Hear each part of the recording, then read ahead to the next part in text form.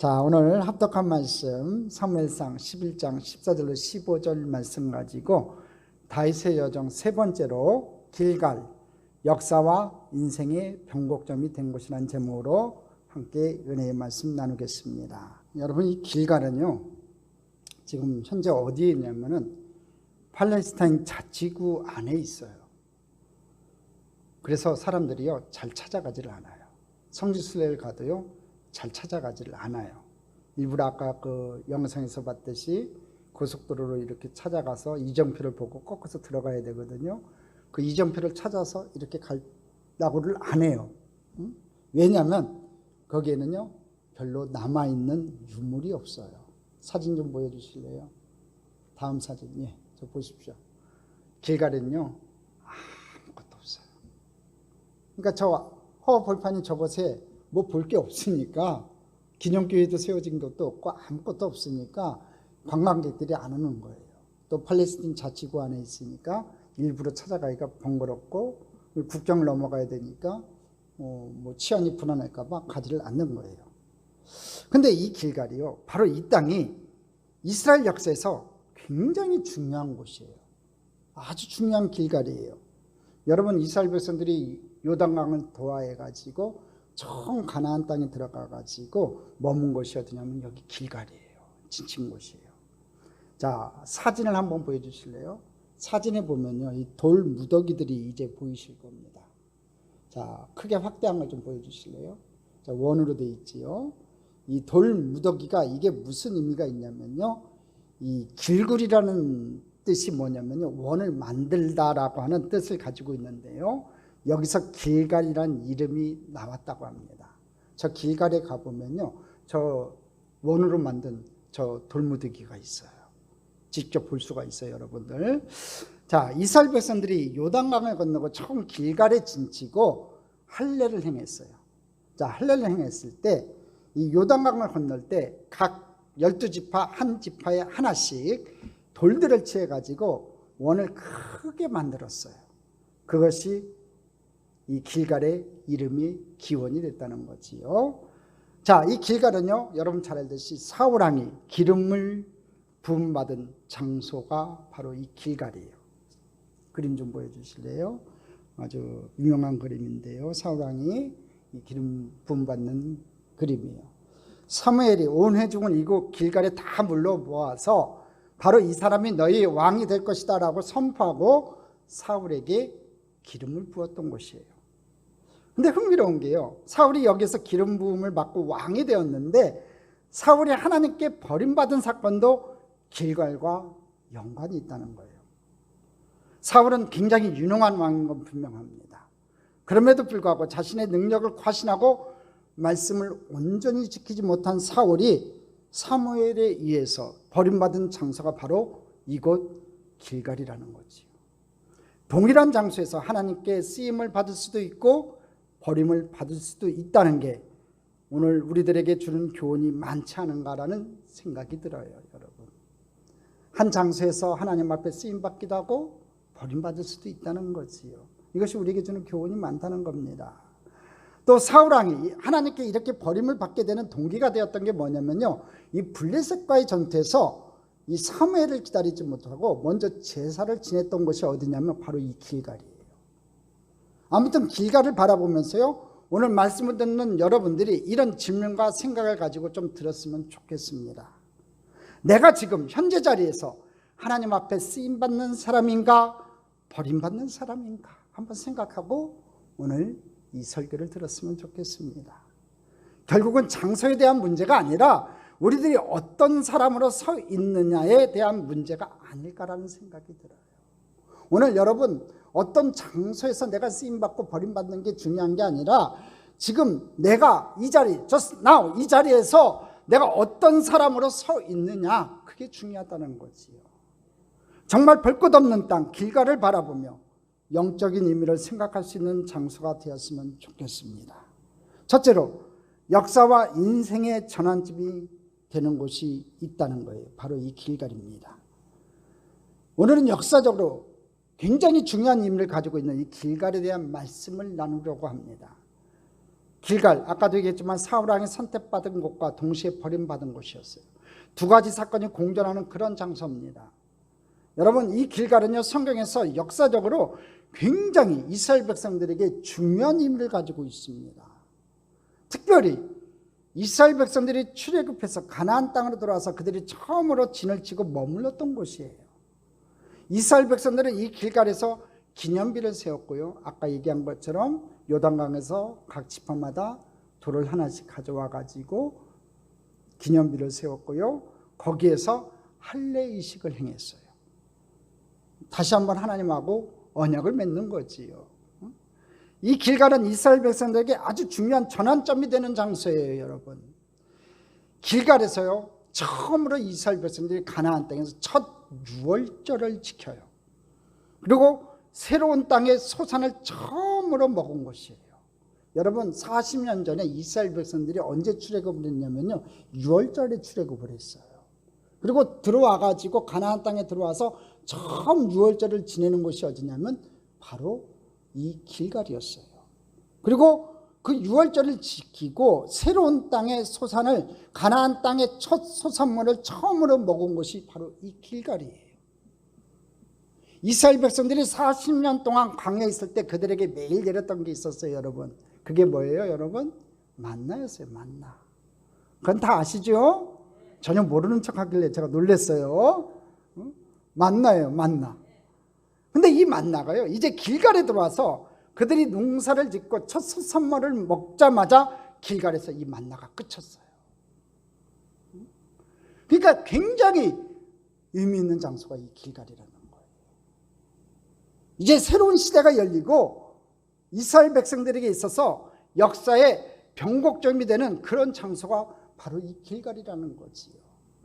광야에서의 고난과 수치가 끝나고 가나안으로 들어가는 새로운 역사의 시작점과 같은 곳, 가나안 땅에서 부족 집단의 형태로 살았던 이스라엘이 왕이 없이 사사들의 지배를 받고 끊임없이 외적의 침입에 시달리던 이스라엘이 나라의 형태를 갖추게 되는 아주 중요한 역사적 순간을 맞이한 곳이라는 거예요. 그러니까 길갈은요, 이스라엘 역사에서 진짜로 잊을 수 없는 곳이에요. 이 길갈에서 드디어 이스라엘의 왕이 생깁니다. 오늘 우리가 읽었던 사무엘상 11장은 바로 사울이 길갈에서 왕으로 세워지는 장면이에요. 그런데 여러분, 이스라엘 백성들이 왕으로 누군가를 세우려고 할 때 여러분 믿음이 가야 될 거 아니겠습니까? 지금까지 역대 왕들이 없었잖아요. 사사들이 340년 동안 이스라엘을 치리했어요. 왕으로 치리한 게 아니라 하나님의 대언자로 이스라엘을 치리하고 있었어요. 이제 왕을 세워야 되는데, 자, 이스라엘 백성들이 믿음이 가야 될 거 아니에요. 그래서 11장에 어떤 사건이 일어나냐면요, 하나님의 신에 감동된 사울이요, 이 암몬 사람 나하스에게로 올라가서 전쟁에 승리했다는 이야기를 듣게 돼요. 그러니까 이 사울이 암몬 사람 나하스하고 가서 싸움에서 이겨요. 전쟁에서 승리해요. 그 얘기가 이스라엘 백성들에게 들려줬고 들었어요. 그래서 사람들이 이제 이 사울을 왕으로 세워도 되겠다, 좋겠다라고 생각하게 됐다는 거예요. 사람들은 사울을 바라보며 그때 그 전쟁에서 이겼던 사울에게 왕이 될 자격이 있다고 본 거예요. 여러분, 평가의 기준이 뭐예요? 그때 일어났던 일이에요. 저에겐 이 내용을 보면서 그런 의문이 생겨요. 우리들 신앙생활에 있어서 진짜 중요한 것은 우리들의 삶의 이례적인 사건이 아니다라는 거예요. 지금 사울이 단 한 번, 여러분, 전쟁에서 이겼던, 암몬 사람 나하스에게 올라가서 전쟁에서 이겼던 그거 하나 보고 이스라엘 백성들은 야, 저 사람이 우리의 왕이 돼도 되겠다는 생각을 가졌는데 그건 아니라는 생각이 드는 거예요. 우리 신앙생활에 있어서 진짜 중요한 건 우리들의 삶의 이례적인 사건이 아니라는 거지요. 여러분, 누군가 한 번은 설교를 잘할 수 있어요. 누군가 한 번은 누군가에게 잘할 수도 있지만 하나님이 쓰시는 사람들에게 중요한 건요, 이례적인 사건이 아니라는 거예요. 그들이 진짜로 얼마나 시종여일하게 선한 인품을 가지고 하나님 앞에서 올바른 사람이 되느냐의 문제라는 거예요. 한결같냐 이거죠. 얼마나 한결같이 변하지 않고 시종여일하게 선한 인품을 가지고 하나님 앞에서 올바른 사람으로 살아가고 있느냐, 그걸 봐야 된다는 겁니다. 오늘 사울에게 있어서 저는 그런 문제였다고 생각을 해요. 그가 버림받은 이유가 바로 이 문제였다고 저는 생각이 든다는 거죠. 그가 지금 이 자리에서 왕이 될 만한 자격을 보여줬지만 그는 시종여일하게 하나님 앞에 쓰임받을 수 있는 그런 사람은 아니었던 것 같아요. 이스라엘 백성들이 길갈에서 할례를 받아요, 여러분. 아까 얘기한 것처럼 가나안 땅에 처음 들어와서 이스라엘 백성들이 기념비를 세우고 나서 할례를 행했어요. 처음 할례를 행했죠. 하나님과 다시 한번 언약을 맺는 거예요. 당신의 백성이 되겠습니다 하고 할례를 행해요. 그들은 이 할례 사건을 통해서 하나님, 제가 하나님의 언약의 백성입니다 라고 하는 이례적 사건을 보여줬지만 그들은 여전히 하나님 앞에서 지속적으로 순종하는 그런 사람은 아니었어요. 우상과 사신을 섬겼고요, 끊임없이 하나님을 배반했어요. 제가 오늘 여러분들에게 도전을 드린다면요, 우리는 신앙생활을 하면서 얼마든지 감동받을 수 있고요, 때로 우리들이 물질적으로 풍요할 때 물질로 봉사할 수 있고요, 때로 우리들이 건강이 있을 때 건강으로 봉사할 수 있으나 하나님께서 우리들에게 바라보시는 것은 우리들의 일생의 한 사건이 아니라 어떻게 우리들이 지속적으로 하나님 앞에 올바른 사람이 될 수 있느냐에 대한 문제라는 거예요. 우리 하나님은 그것을 바라본다는 거지요. 단 한순간만 하나님 앞에 나와서 열심히 있는 척하는 게 아니라 진짜 평생에 주님 앞에 서는 그날까지 시종여일하게 지속적으로 하나님 앞에 올바른 사람으로 살아갈 수 있는 저와 여러분 되기를 주님의 이름으로 축복합니다. 자, 이제 지난주와 지지난주 말씀을 잠깐 돌아가서 여러분, 사사시대의 마지막 사사요, 가장 위대한 사람은 사무엘이었습니다. 그런데 사무엘의 자식들이 이 사무엘을 이어서 제대로 치리를 하지 못했어요. 욕심대로 치리를 했어요. 탐욕대로 치리를 했어요. 그래서 이스라엘 온 백성들이, 모든 장로들이 사무엘에게 찾아가서 우리도 왕을 세워달라고 이야기를 합니다. 우리에게 왕을 세워주소서, 우리도 왕이 필요합니다, 이렇게 얘기를 해요. 근데 사무엘이 기뻐하지 않았어요. 그때 하나님께서 사무엘에게 이렇게 말씀하십니다. 사무엘상 8장 7절로 9절입니다. 합독하겠습니다. 야훼께서 사무엘에게 이르시되 백성이 네게 한 말을 다 들으라. 이는 그들이 너를 버림이 아니요 나를 버려 자기들의 왕이 되지 못하게 함이니라. 보십시오. 너를 버림이 아니고 나를 버려 자기들의 왕이 되게 하지 못하게 합니다, 이렇게 얘기해요. 나를 버렸다는 거죠. 하나님을 버렸다는 거예요. 8절 같이 읽어보겠습니다. 내가 그들을 애굽에서 인도하여 낸 날부터 오늘까지 그들이 모든 행사로 나를 버리고 다른 신들을 섬김같이 내게도 그리하는도다. 9절 그러므로 그들의 말을 듣되 너는 그들에게 엄히 경고하고 그들을 다스릴 왕의 제도를 가르치라. 우리가 성경을 읽는 태도와 방법이 굉장히 중요해요. 성경을 문자적으로 보는 것도 참 중요한데 그 안에 하나님의 마음이 어떤지를 우리들이 아는 것도 굉장히 중요한 것 같아요. 오늘 하나님께서는요, 사무엘에게 이렇게 말씀하시는 거예요. 사무엘아, 너 너무 서운해하지 마. 그들이 왕을 세워달라고 하는데 네가 싫어서 그런 게 아니야. 그들이 내가 마음에 안 드는 거야. 그들이 내가 마음에 안 드는 거야. 지금 뭐예요? 하나님 마음이 굉장히 서운한 거예요. 응? 왕이 없어도 그들은 충분히 하나님 인도 아래 살아갔어요. 그들이 어느 날부터인가 무엇을 봤냐면요, 다른 나라와 민족을 바라보면서요, 그들이 왕권 국가가 돼갖고 강력해지는 것을 보고, 특별히 블레셋이 강력해지는 것을 보고 우리도 왕을 달라고 하나님 앞에 구하기 시작했다는 거예요. 오늘 여기서 하나님께서 이스라엘 백성들에게 왕을 허락한 것은요, 하나님이 기쁨으로 허락한 것이 절대로 아니라는 거지요. 여기에 중요한 포인트가 있습니다. 우리들이 하나님의 은혜를 경험하는데 두 가지가 있어요. 하나는 뭐냐면요, 우리들이 하나님께 조르고 졸라서 하나님께 허락받는 은혜가 있고요, 또 하나는 하나님의 뜻이 무엇인지를 알기 때문에 하나님 뜻에 따라 순종하면서 우리들이 경험하는 은혜가 있다는 거예요. 그런데요, 하나님이 기뻐하시지 않는 은혜를 우리들이 조르고 졸라서 은혜를 경험하는 것이 결코 우리들에게 축복이 아니더라는 거예요. 그러니까 아닌 것을 억지로 달라고 줄라서 얻으려고 하지 마세요. 하나님 뜻, 하나님 계획 안에서 하나님께서 여러분의 모든 것을 아시는 우리 하나님께서 때에 맞게 알맞게 내리시는 그 단비가 여러분에게 내리는 축복이에요. 할렐루야. 그것을 받아야 되는데 저러고 졸라가지고 하나님 주시옵소서 해갖고 하나님 그래 가져라고 주는군요. 그게 축복이 아닐 수도 있다는 거지. 보시오, 이스라엘 백성들이 왕을 달라고 그렇게 외쳤어요. 근데 사울 왕이요, 하나님을 배반하잖아요. 하나님을 거역하잖아요. 하나님 앞에 버림받아요. 오늘 여러분 진짜로 하나님 앞에 여러분에게 주시는 그 은혜로 말미암아, 하나님께서 베푸시는 그 은혜로 말미암아 만족할 수 있는 저와 여러분 됐으면 좋겠습니다. 하나님이 기뻐하신 일을 따라 살아가고 하나님 앞에서 우리들이 순종할 수 있을 때 그것이 우리들이 은혜고 그것이 축복이라는 거예요. 예를 들면 한번 다윗을 볼까요, 여러분? 다윗의 마음 가운데는요, 하나님께 허락받고 싶은 게 하나가 있었어요. 여러분들이 잘 아는 것처럼 다윗은요, 큰 나라를 이루었어요. 아주 큰 나라를 이루었지요. 진짜 이스라엘 나라를요, 아주 튼튼한 왕국으로 만들었어요. 그가 나가는 전쟁마다 다 이겼어요. 이제 그의 마음 가운데 정말 하나님, 제가 하나님의 성전을 세우고 싶습니다 하고 하나님께 기도했어요. 그런데 하나님께서 다윗에게 허락하지 않았어요. 그런데 다윗의 위대함은요, 그가 그렇게 성전을 짓고 싶었는데 하나님이 허락하지 않으시니까 그가 순종하고 그 아들에게 성전을 짓게 해요.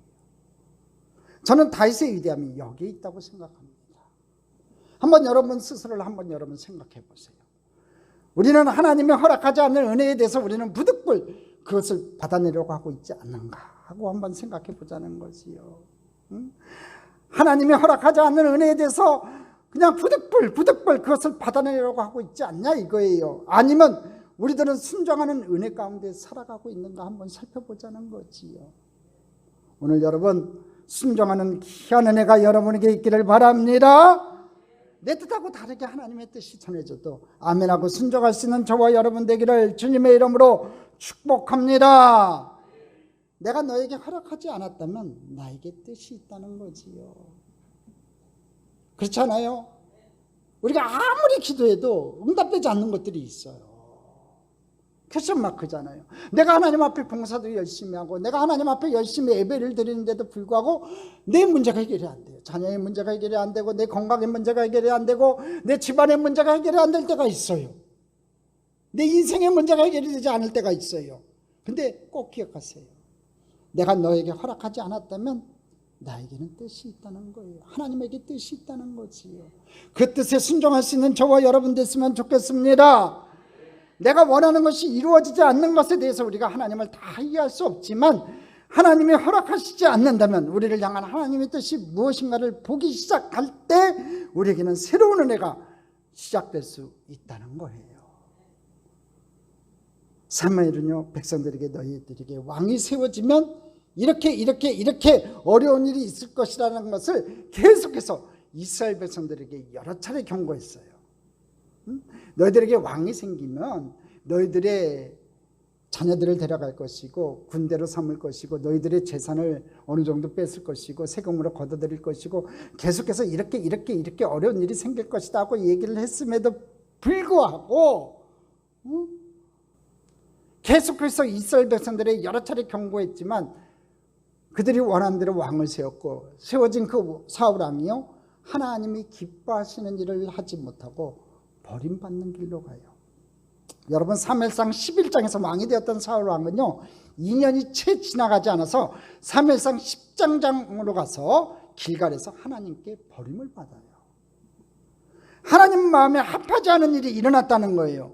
사건의 전문은 이러합니다. 사무엘상 13장 9절로 15절 한번 읽어보겠습니다. 9절 사울이 이르되 번제와 화목제물을 이리 가져오라 하여 번제를 드렸더니 번제 드리기를 마치자 사무엘이 온지라 사무엘이 나가 맞으며 문안하매 사무엘이 이르되 왕이 행하신 것이 무엇이냐 하니 사울이 이르되 백성은 내게서 흩어지고 당신은 정한 날 안에 오지 아니하고 블레셋 사람은 민막스에 모였음을 내가 보았으므로 이에 내가 이르기를 블레셋 사람들이 나를 치러 길갈로 내려오겠거늘 내가 야훼께 은혜를 간구하지 못하였다 하고 부득이하여 번제를 드렸나이다 하니라. 수도 여기 부득이하여 거기다 밑줄 쫙 그으세요. 13절 같이 읽어보겠습니다. 사무엘이 사울에게 이르되 왕이 망령되이 행하였도다. 왕의 하나님 야훼께서 왕에게 내리신 명령을 지키지 아니하였도다. 그리하였더라면 야훼께서 이스라엘 위에 왕의 나라를 영원히 세우셨을 것이거늘 지금은 왕의 나라가 길지 못할 것이라. 야훼께서 왕에게 명령하신 바를 왕이 지키지 아니하였으므로 야훼께서 그의 마음에 맞는 사람을 구하여 야훼께서 그를 그의 백성의 지도자로 삼으셨느니라 하고 사무엘이 일어나 길갈에서 떠나 베냐민 기브아로 올라가니라. 이스라엘 백성들이요 사무엘상 8장 9장에서 왕을 요청했고요, 사무엘상 11장에서 사울이 전쟁에서 승리했고요, 12장에서 사울이 왕이 돼요. 그리고 13장에서 사울 왕이 버림을 받아요. 자, 13장에 무슨 일이 있냐면요, 블레셋과의 전쟁을 하게 됐는데 사무엘을 통해서 뭐라고 이야기하셨냐면 하나님께서 내가 올 때까지 기다려라. 전쟁이 참 중요한데 하나님께 제사를 드리고 하나님의 명령을 따라야 한다. 사무엘이 이렇게 얘기를 했어요. 그런데 사무엘이 오지 않는 거예요. 막 적군들은 몰려와가지고 막 전쟁을 치르기 직전인데도 오지 않는 거예요. 사무엘이 오지 않으니까 불안했던 백성들과 병사들이 흩어지기 시작하는 거예요. 그래서 사울 왕은 자기 마음대로 제사를 드려요. 자, 여기에서 중요한 단어가 하나 등장하죠. 아까 제가 밑줄 치라는 단어, 부득이하여. 부득이하여. 우리 신앙의 타락은요 늘 부득이하여 일어난다는 거예요. 하나님의 뜻을 모르는 것이 아니라 아무리 생각해도 하나님 뜻대로 기다려서는 안 될 것 같아서 부득이하여 그가 저지른 일로 인하여 하나님께서 사울을 왕으로 세우셨던 것을 후회하셨다는 거지요. 너희 나라가 길지 않으리라고 말씀하고 계세요. 안타깝습니다. 언약을 갱신한 장소에서 하나님의 언약을 파괴하고 하나님께 기름 부음을 받은 장소에서 버림을 받고 순종을 약속한 장소에서 불순종하고 그리고 그곳에서 택함받은 사람과 동일한 사람이 버림받았다는 것이 참으로 안타깝습니다. 결국 그곳에서 무엇을 하느냐가 중요한 것 같아요. 장소가 중요한 게 아니라 그곳에서 내가 지금 무엇을 하냐가 중요하다는 거지요. 오늘 여러분의 가정에서, 여러분의 교회에서, 여러분의 삶의 자리에서 여러분이 무엇을 하느냐가 중요하다는 거예요. 하나님의 뜻을 깨닫고 하나님 앞에 순종할 수 있는 저와 여러분 됐으면 좋겠습니다. 두 번째, 버림받은 이유에 대해서 살펴보겠습니다.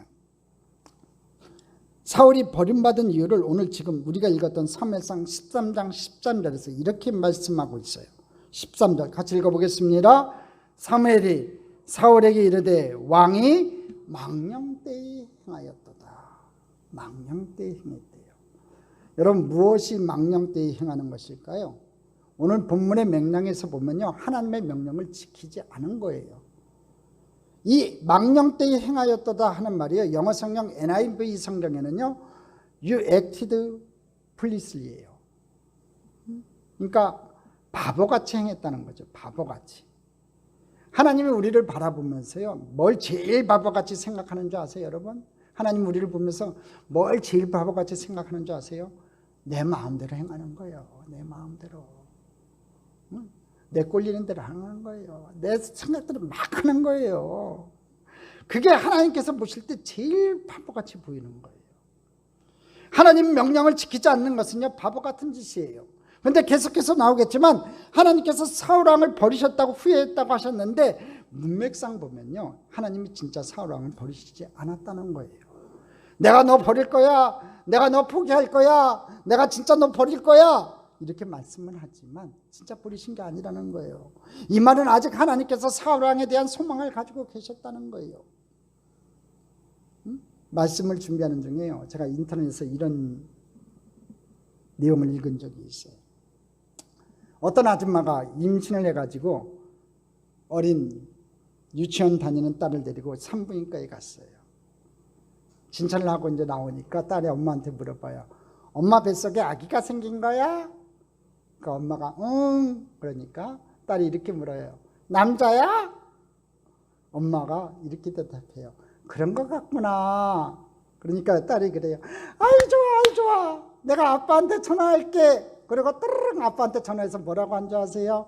아빠, 엄마한테 남자가 생긴 것 같아. 조그만 어린애가 아버지에게 이런 얘기하는 건 아무 문제가 안 돼요. 근데 다 큰 어른이 이런 말을 전했다면 어떻게 될까요, 여러분? 응?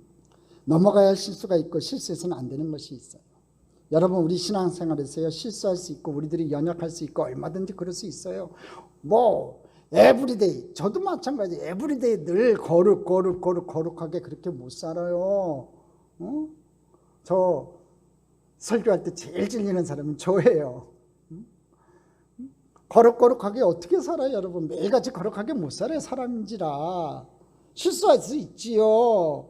우리들이 연약해가지고 얼마든지 잘못한 일을 할 수 있어요. 그런데 실수가 반복이 되고요, 하나님이 우리를 세우셔서 우리를 쓰시는데도 계속해서 유치하게 하나님 앞에 범죄하면요, 결국 하나님이 우리를 쓰실 수 없다는 거예요.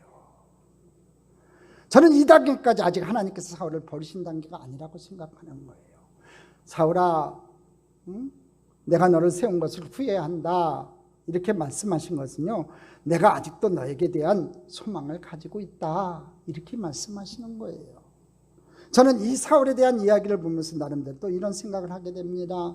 하나님 앞에 잘 준비된 자들에게는 하나님께서 우리들에게 주시는 부르심이 축복이지만, 하나님 앞에 준비되지 않은 자들에게는요, 하나님이 우리를 쓰시는 것이 재앙이 될 수도 있다는 거예요. 그러니까 우리가 하나님 앞에 쓰임받을 수 있도록 잘 준비된 귀한 일꾼들 되기를 주님의 이름으로 축복합니다. 오늘 사울왕에 대한 문제는요, 그가 하나님 앞에 불리움을 받았을 때, 홀링을 받았을 때 그가 하나님의 사람으로 훈련받고 온전해지지 않은 것에 대한 문제이지, 지금 일어나고 있는 이 한 사건에 대한 문제는 아닌 것 같다는 거예요. 우리들이 구별해야 되는 것이 있어요. 하나님이 우리를 쓰시고자 할 때 우리들이 하나님 앞에 순종하며 잘 쓰임을 받고 있는지, 우리는 하나님 앞에 쓰임 받으면서 끊임없이 우리 안에 탐욕으로 인하여 하나님 앞에 잘못된 것을 구하고 있는 것은 아닌지 구별해야 된다는 거지요. 또 이번 말씀을 준비하면서 저에게 다가온 새로운 관점이 있었어요. 그게 뭐냐면요, 사무엘상 9장 17절에 나오는 사무엘이 사울에게 왕이 될 것이라고 말할 때 그가 보였던 반응이에요. 사무엘상 9장 21절을 한번 볼까요? 21절이에요. 그러니까 사무엘이 사무엘상 9장 17절에서 사울에게 왕이 될 것이라고 했을 때 그가 보였던 반응이 있어요. 9장 17절에 야, 너 왕이 될 것이라고 얘기를 했는데 그때 사울이 보였던 반응이 있다고. 그게 사무엘상 9장 21절에 같이 읽어보겠습니다. 사울이 대답하여 이르되 나는 이스라엘 지파의 가장 작은 지파 베냐민 사람이 아니니까, 또 나의 가족은 베냐민 지파 모든 가족 중에 가장 미약하지 아니하니까 당신이 어찌하여 내가 이같이 말씀하시나이까 하니. 여러분 잘 아는 말씀이지요. 많이 들었던 말씀이지요. 야, 사울이 겸손한 사람이다, 이렇게 설교를 들었을 거예요. 저도 그렇게 알고 있고 그렇게 설교 준비를 많이 했었는데 오늘 말씀을 읽다 보니까요, 설교를 준비하다 보니까 다르게 보이더라고요. 우리가 흔히 겸손이라고 생각해 왔는데 어쩌면 이것은 단순한 겸손이 아니라 자격이 안 되는 소신함은 아니었을까 하는 생각이 들었어요. 자기가 자격이 안 되니까 자기 자신은 알 거 아니에요. 너 왕이 될 거다 하니까, 사울 왕이 알았던 거예요. 자기가 왕이 될 자격이 안 된다는 걸 아니까, 자격이 안 되는 그 소신함을 이렇게 21절에 얘기한 거 아닐까 하는 생각이 들었어요. 우리가 흔히 말하는 리더의 역사의식과 소명의식이 애초부터 부족한 것은 아니었을까 하는 생각이 들었다. 사울에게는 벌써 기본적으로 이런 것들이 부족한 사람이었다는 거지요. 사무엘상 10장에서는 사울이 사무엘에게서 기름 부음을 받고 놀라운 체험을 해요. 여러분 사무엘상 다 읽어왔지요. 여러분 읽어보라는 거 다 읽어왔지요. 오늘 왜 아멘도 안 합니까? 어제 성편 드시냐고 못 읽었나 봐요. 읽어야지 이게 얘기가 되는데 아쉽습니다. 오늘 가서 좀 읽어보세요. 쭉 읽어보라는 거 읽어보시면 이 설교가 더 이해가 될 거예요. 사무엘상 10장에 보면요, 이 사울이 사무엘에게서 기름 부음을 받고 놀라운 체험을 해요. 이 사울이 사무엘에게 기름을 부으니까 이 사울이 놀라운 체험을 해요. 그게 뭐냐면요, 집으로 가는 동안 예언자들과 함께 예언을 해요. 그러니까 막 주변의 사람들이 얘기를 해요. 야, 저 집안에 무슨 선지자가 났느냐, 선견자가 났느냐 하고 막 얘기를 해요. 하지만 그가 집에 돌아와 가족들에게 말하는 것을 보면요, 사명의식이라고는요 짓거리만치도 찾아볼 수가 없어요. 한번 볼까요? 사무엘상 10장 16절 같이 읽어보겠습니다. 사울이 그의 숙부에게 말하되 그가 암나기들을 찾았다고 우리에게 분명히 말하더이다 하고 사무엘이 말하던 나라의 일은 말하지 아니하니라. 집에 들어와 갖고 사무엘이 자기한테 기름을 부어서 너 왕이 될 것이라고 했으면은 와갖고 자랑해야 될 거 아니에요. 최소한 아빠, 엄마, 자기 일가친척한테는 얘기해야 될 거 아니에요. 근데 나라의 이름 말하지 않고 있어요. 저에게 의문이 생기는 거예요. 왜 그랬을까? 응? 왜 그랬을까? 이 사울이 도대체. 응? 하나님께서 부르심에 대해서 퀘스천 마크가 아직도 남아있었던 거예요. 또 그의 사명의 부재와 소심함은요, 길갈에서 기름 부음을 받고 미스바에서 왕으로 선포될 때 아주 극명하게 드러나요. 이제 기름 부음 받고 이제 전체적으로 왕의 대관식을 거행하는 장소가 미스바였어요. 당사자인 사울과 사무엘은 누가 왕이 될지를 알았어요. 그렇지만 이스라엘 백성들과 장로들은 몰랐기 때문에 확신을 주기 위해서 사무엘이 객관성을 담보하기 위해서 제비를 뽑아요. 제비 뽑기를 했다는 거예요. 이 제비 뽑기를 통해서 뽑았는데 사울이 뽑혀요. 그러니까 하나님이 이미 예정한 사람에게 제비 뽑기를 해도 사울이 뽑힌 거예요. 자, 사울이 왕이 되었음을 선포하는데 정말 기적과 같은 일이 벌어져요. 뭔지 아세요? 사람들이 사울을 찾는데 못 찾아요.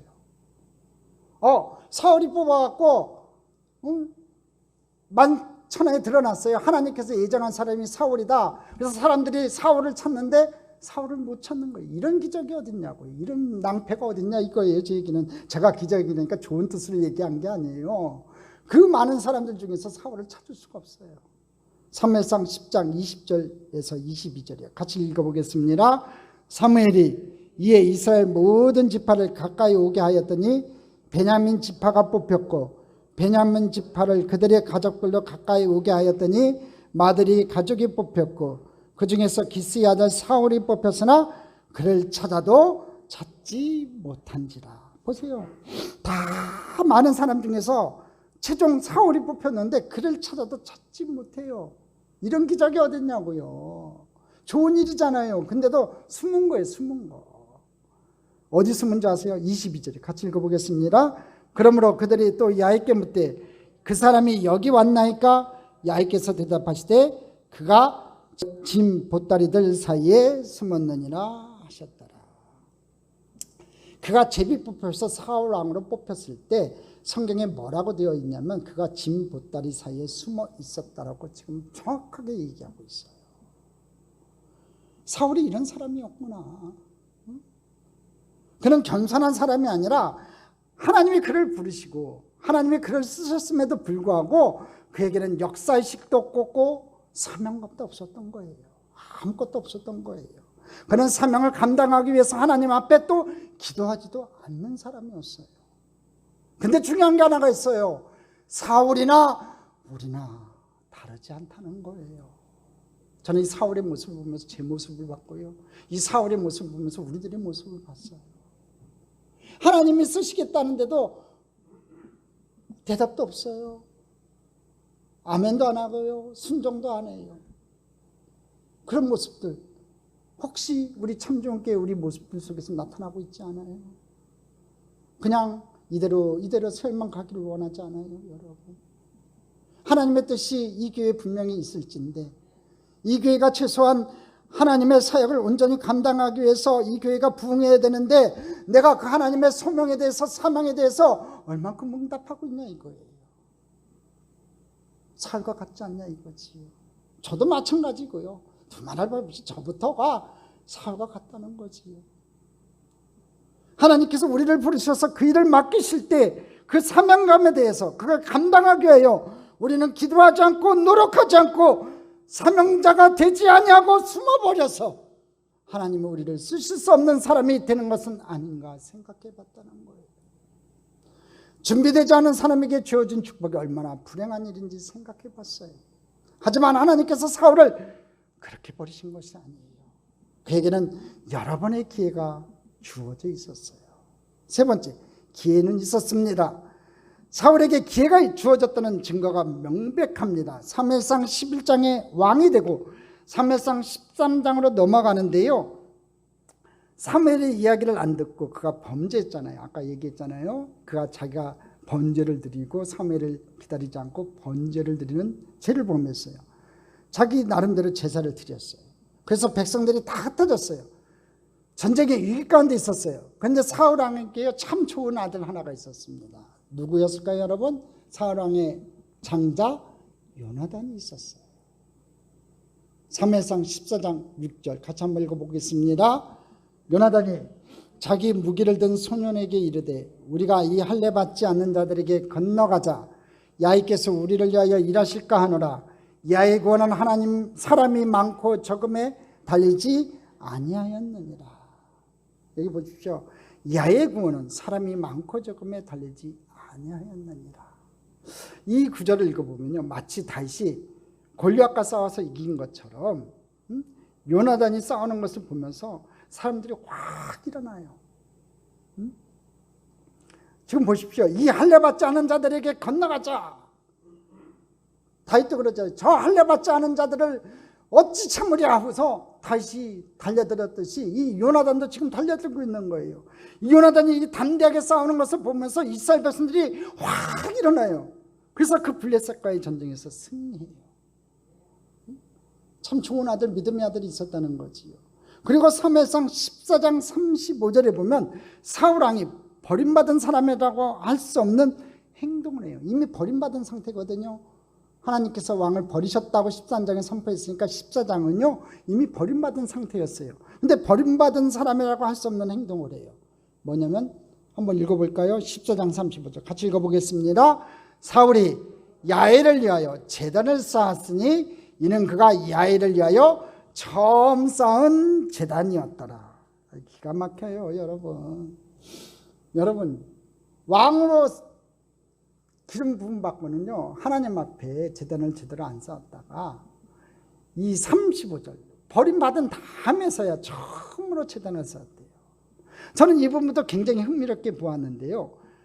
사울이 하나님의 은혜로 전쟁을 하면서 11장에서도 이거 14장까지 왔는데 처음으로 이렇게 제단을 쌓고 있어요. 야훼를 위하여 처음 쌓은 제단이었더라. 기가 막혀요.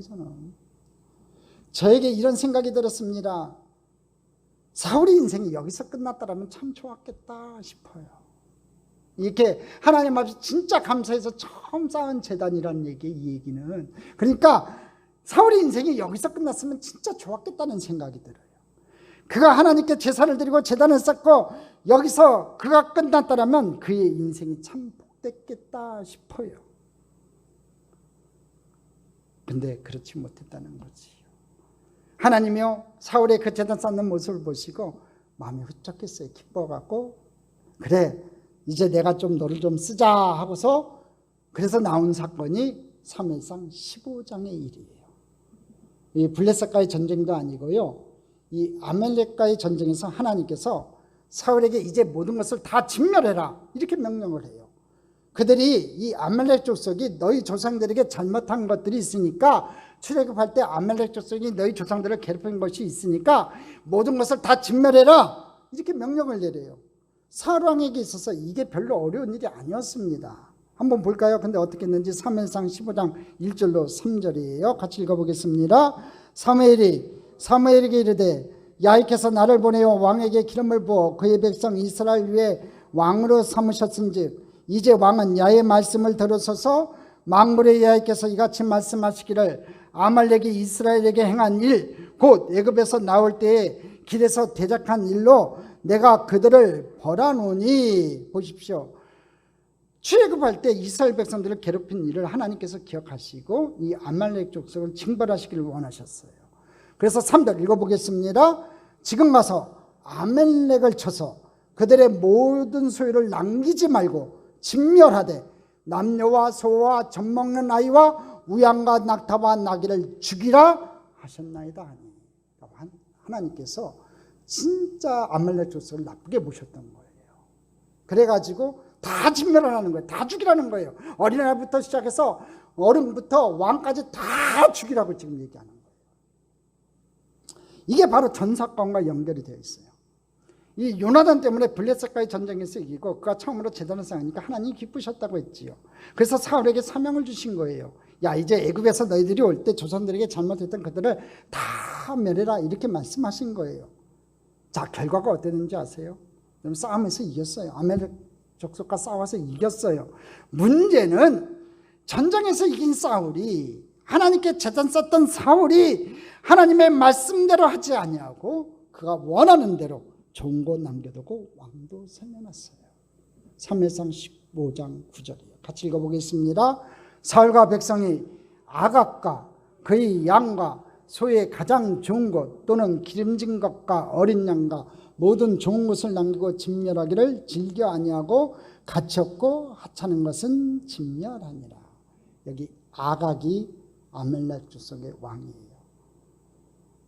사울이 살려놨잖아요. 그래서 덩실덩실 춤을 추다가 사무엘이 끌고 가서 뽀개버렸다고 돼요, 성경에. 그러니까 사무엘이 죽였어요. 근데 오늘 보십시오. 사울과 백성이 아각과 그의 양과 그의 소의 가장 좋은 것 또는 기름진 것, 어린 양과 모든 좋은 것을 남기고 진멸하기를. 그러니까 좋은 거 남겨놓고 나머지는 진멸했다는 거죠. 하찮은 것은 다 진멸했다는 거예요. 그리고 사무엘이 와서 질책할 때 이거 내가 이거 하고 싶어서 한 게 아니라 하나님께 제사를 드리려고 이렇게 했습니다. 이 재물들을 가지고 하나님 앞에 제사 드리려고 했습니다. 변명이지요. 자기 욕심에 자기가 취하려고 취해놓고서는 이렇게 변명을 하고 있어요. 이 아말렉과의 전투 이후에 사울은요, 거기서 끝냈어야 되는데 자신을 위해서 기념비를 세워요. 이스라엘 백성들이 기념비 세우는 거 아주 되게 좋아하는 것 같아요. 기념비를 세워요. 사람이 너무너무 신기하지 않습니까? 길갈에서 하나님 경고 이후에 제단을 쌓았던 사울왕이 아말렉과의 전투에서 이긴 후에 자신을 위한 기념비를 세우고 길갈로 내려가요. 15장 11절 12절 같이 읽어보겠습니다. 내가 사울을 왕으로 세운 것을 후회하노니 그를 돌이켜서 나를 따르지 아니하며 내 명령을 행하지 아니하였습니다 하신지라. 사무엘이 근심하여 온 마음을 야곱게 부르짖으니라. 내가 사울을 왕으로 세운 것을 후회한다고 하나님께서 말씀하세요. 사울이 이렇게 변명하니까, 이렇게 거짓말하니까 내가 사울을 왕으로 세운 것을 후회한다고 해요. 잘못했으면 회개해야죠. 하나님 잘못했습니다. 선지자가 와서 사사가 와서 이렇게 네가 잘못했다 했으면 아이고 하나님 잘못했습니다 해야 되는데 변명하잖아요. 그러니까 하나님께서 이러시는 거예요. 내가 사울을 왕으로 세운 것을 후회한다. 근데 사무엘이 근심하여 온 밤을 야곱게 부르짖었어요. 12절 같이 읽어보겠습니다. 사무엘이 사울을 만나려고 아침에 일찍이 일어났더니 어떤 사람이 사무엘에게 말하여 이르되 사울이 갈멜에 이르러 자기를 위하여 기념비를 세우고 발길을 돌려 길갈로 내려갔다 하는지라. 밤새도록 사무엘은 사울을 위해서 염려해서 부르짖고 기도했는데 이 사울이요 자기를 위해서 기념비를 세우고 길갈로 도망갔대요. 왜 사무엘이 근심하여 밤새 기도했을까요? 안타까운 마음이지요. 아직 가능성이 있다고 생각했는데 계속해서 사울이 이렇게 범죄하고 실수하니까, 하나님을 향해서 범죄하고 실수하고 하나님 말씀을 듣지 않으니까 안타까운 마음이 들었던 거예요. 다시 사울이 돌아온다면 하나님께서 용서하실 거라고 믿었기 때문에 밤새도록 사울을 위해서 기도했다는 거지요. 그런 기대를 가지고 밤새 기도하고 사울을 만나러 가는데 이런 소리가 들려요. 12절에 어떤 사람이 사무엘에게 말하여 이르되 사울이 갈멜에 이르러 자기를 위하여 기념비를 세우고 발길을 돌려 길갈로 내려갔다 하니라. 기념비 세운 것까지는 그렇다 쳐요. 사무엘을 다시 만나와서 사무엘은 자기를 위해서 밤새도록 기도했고 밤새도록 안타깝게 기도했는데 사무엘을 만나러 오지 않고 발길을 돌려서 자기 혼자 길갈로 도망간 거예요. 뭐라고 해서 11절에 내가 사울을 왕으로 세운 것을 후회한다는 하나님의 음성을 들었음에도 불구하고 사울은요 하나도 변하지 않아요. 그 모습 그대로예요. 왜요? 훈련받지 못했고 사명감이 없고 소명감이 없었기 때문에 그런 거예요. 이제 결정적으로 자신을 왕으로 세웠던 장소 길갈에서 마지막 버림받는 장소 길갈로 그의 길을 향하게 된 것이라는 거지요. 여러분, 사무엘의 안타까움이 무엇이었습니까? 사울이 왕이 되기 전 자신을 작게 여기고 겸손했을 때, 왕이 되어 가진 것도 힘도 없을 때 하나님께서 귀하게 사용하셨는데 이제 살만한 나라가 되고 나니 많은 군사를 가지고 아멜렉과의 전쟁에서 승리를 하고 나니까 하나님께 예비하는 것이 아니라 하나님 앞에 경배하는 것이 아니라 감사하는 것이 아니라 스스로를 위해 기념비를 쌓은 것을 보니 더 이상 희망이 없어 보인다는 것이지요. 여기서 아주 유명한 말씀이 나오게 돼요. 사무엘이 사무엘에게 가서 질책할 때 한 유명한 말씀이 사무엘상 15장 22절에서 23절 말씀이에요. 같이 읽어보겠습니다. 사무엘이 이르되 야훼께서 번제와 다른 제사를 그의 목소리를 청종하는 것을 좋아하신 같이 좋아하시겠나이까? 순종이 제사보다 낫고 듣는 것이 순양의 기름보다 나으니 이는 거역하는 것은 점치는 죄와 같고 완고한 것은 사신 우상에 절하는 죄와 같음이라. 왕이 야훼의 말씀을 버렸으므로 야훼께서도 왕을 버려 왕이 되지 못하게 하셨나이다 하니. 하나님은요 우리 제사보다 순종을 원하세요. 순종이 제사보다 낫고 듣는 것이 순양의 기름보다 낫다고 얘기해요. 야훼를 거역하는 것은요 점치는 죄와 같고 완고한 것은 사신 우상에게 절하는 죄와 같다는 거예요. 꼭 기억하세요. 하나님 말씀 거역하는 건요 점치는 죄와 같고요, 내 마음이 완고해 갖고 변하지 않는 것은요 사신 우상에게 절하는 죄와 같다고 분명히 얘기하고 있어요. 오늘 여러분 하나님 앞에 죄가 드러났을 때, 내가 잘못이 드러났을 때 바로 그 자리에서 무릎 꿇으세요. 여러분 다윗이 될 수 있었던 것, 하나님 마음에 합한 이유가 뭔지 아세요? 자기 충성스러운 신하, 그 신하의 아내를 취하고 그것을 감추기 위해서 그 신하를 전쟁터에 보내서 죽였어요. 두 가지 죄를 범했지요. 간음죄와 살인죄예요. 나단 선지자가 와가지고 왕이시여 이런 일은 아주 못된 놈이 있습니다 하고 얘기하니까 왕이 화를 내요. 다윗이 어떤 놈이냐 내가 가만두지 않겠다 하니까 나단 선지자가 얘기해요. 왕이시여 바로 그 도둑놈과 살인자가 바로 당신입니다. 그 지적을 받을 때요 다윗이요 나단 선지자도 죽일 수 있어요. 사울왕처럼. 근데요 그 자리에서요 옷을 찢어요. 내가 죄인으로서이다, 내가 하나님 앞에 죄를 지었나이다 하고서 옷을 찢어요. 하나님 앞에 회개해요. 오늘 우리들에게 하나님께서 요구하시는 게 뭐냐면요, 우리 죄 지을 수 있어요, 잘못할 수 있어요. 그렇지만 하나님 앞에 그 죄가 드러났을 때 하나님 앞에 회개하세요. 하나님 앞에 돌이키세요. 하나님 앞에 잘못했다고 외치세요. 그럴 때 하나님께서 여러분을 다시 들어 사용하사 하나님의 귀한 사역을 여러분에게 맡겨주실 줄 믿습니다. 사울은 아직 왕의 자리에 있으나 이제는 하나님께 버림받은 왕이 되었다는 거예요. 얼마나 비참합니까 여러분. 왕의 자리에 왕관은 쓰고 있지만 하나님 앞에 버림받은 왕이었어요.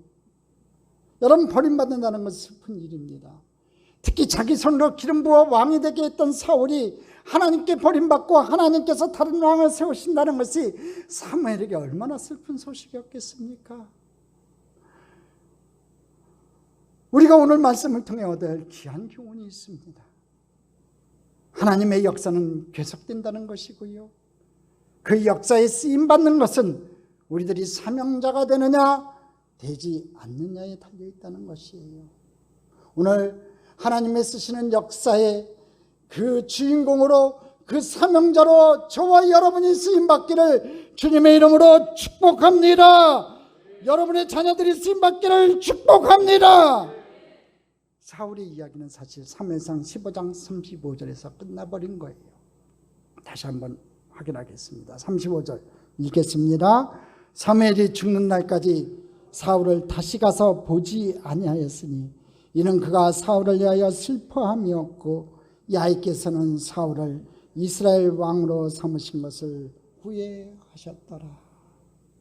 사무엘이요, 죽는 날까지 사울을 보지 않았어요. 이후로. 그리고 하나님께서 사울을 이스라엘 왕으로 삼으신 것을 후회하셨어요. 말씀의 결론인데요, 오늘 우리의 모습을 좀 돌아볼 필요가 있어요.